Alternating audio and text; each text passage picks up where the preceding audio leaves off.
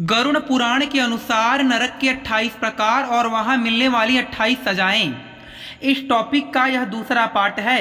पहले पार्ट में हम 12 प्रकार के नरकों और वहां पे मिलने वाली सजाओं के बारे में बात कर चुके हैं। इस वीडियो में हम आपको नंबर 13 से स्टार्ट करने वाले हैं।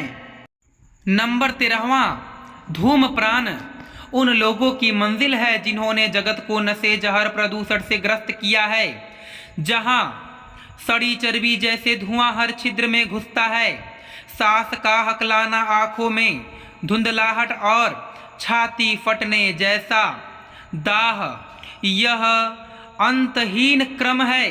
नंबर 14वां, आग्नेय में लोहे की जालियां हैं जिन पर जलती लपटे चौतरफा उठती रहती हैं। जिन्होंने स्त्रियों का अपमान किया, उन्हें भोग की वस्तु समझा, विवाह की शपथ तोड़ी, वे यहाँ अपनी ही कामाग्नि से भस्म होते रहते हैं। हर चिंगारी का झटका स्मरण कराता है कि वासना की आग पर संयम ही जल है। नंबर 15वां, पर्वत नरक में विशाल पाषाण की चट्टान पीठ पर गिराई जाती है। मजदूरों का हक मारने वालों, गरीबों को दबा कुचल कर रखने वालों का अहंकार यहाँ चट्टानों के नीचे कराहता है।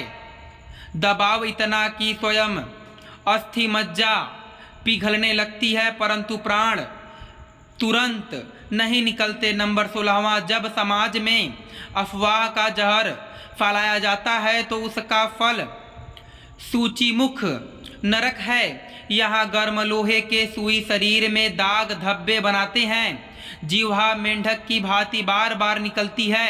अफवाह को प्रतीक बनाकर यमदूत उसी जीभ को दहकते कांटों से छेदते हैं ताकि पता चले कि शब्दों की मार तलवार से भी तीक्ष्ण क्यों होती है। नंबर 17वां, तपन और महातपन।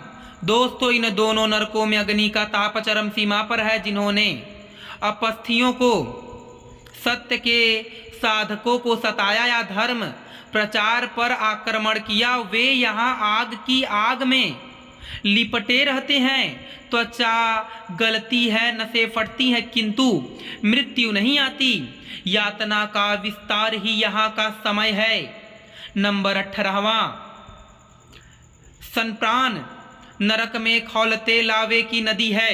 यहाँ व्यभिचारी परिवार, विनाशक लोग जलते डूबते रहते हैं। लावे का हर बुलबुला एक टूटे रिश्ते का, एक छलिया प्रेम का, एक भंग सिद्धांत का प्रतीक बनकर पापी को झुलसाता रहता है।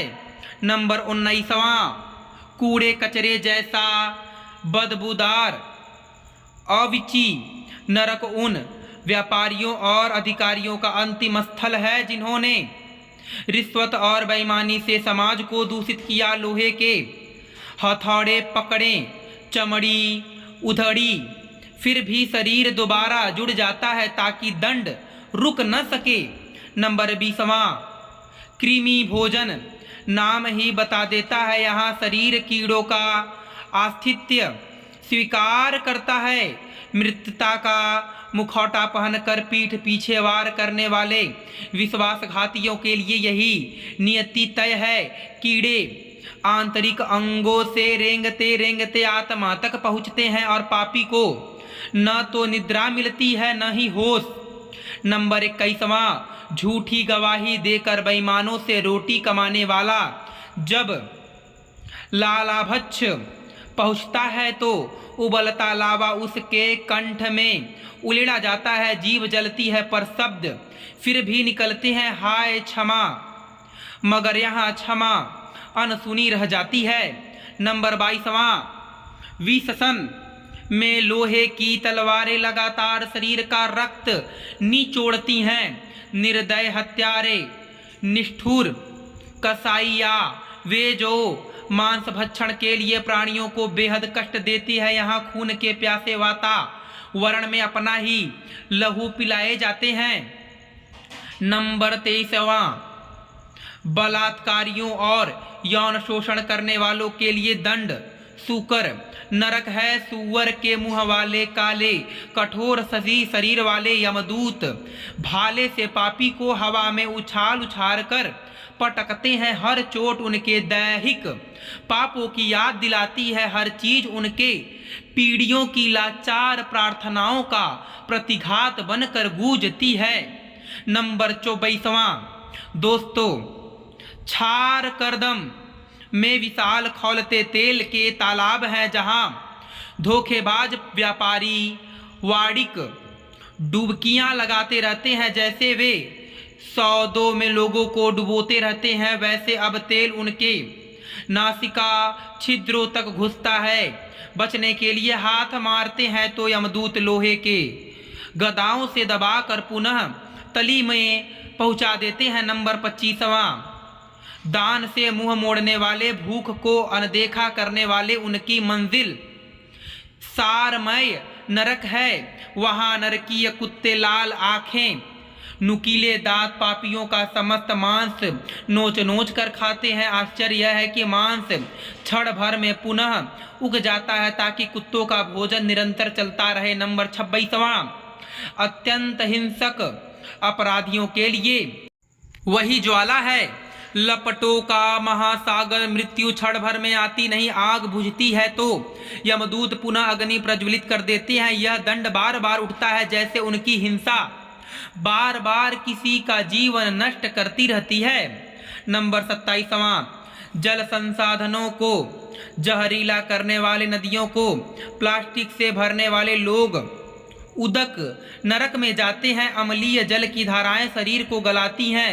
एक देह जल कर खत्म हो जाए तो दूसरी देह पुनः बन कर गिरती है। यहाँ समझ आता है कि जल का अपमान जन्मों तक सताता है। दोस्तों, इन सभी नरकों तक पहुँचने से पूर्व हर प्राणी को पार करनी पड़ती है वह रक्तमय नदी, वैतरणी गाय की सेवा, गौदान का पुण्य और करुणा। ये तीनों औषधि हैं जो उस नदी को नौका में बदल सकते हैं। जिसे जीवन में गौहत्या का पाप लगा है वह यहाँ डूबते डूबते खुद को कोसता रहता है और वासना दुर्गंध से भरी लहरें उसे नरक की ओर धकेलती ले जाती हैं। दोस्तों, यह श्रवण किसी डरावनी कहानी के लिए नहीं है, यह दर्पण है जो हमें दिखाता है कि आत्मा का पतन कैसे दंडित हो सकता है। नरक का यह दृष्टांत हमें भयभीत नहीं करता, जगाता है, क्योंकि भय के उस क्षण में भी एक राह खुली रहती है, प्रायश्चित और सेवा का मार्ग। दोस्तों, गरुड़ पुराण स्पष्ट रूप से कहता है कि यदि पापी सच्चे हृदय से पश्चाताप करे, दान दे, विनम्रता हो, सत्य का आचरण करे तो ईश्वर की कृपा उसे नरक द्वार से मोड़ सकती है। परंतु यह अवसर केवल जीवित अवस्था में ही उपलब्ध है।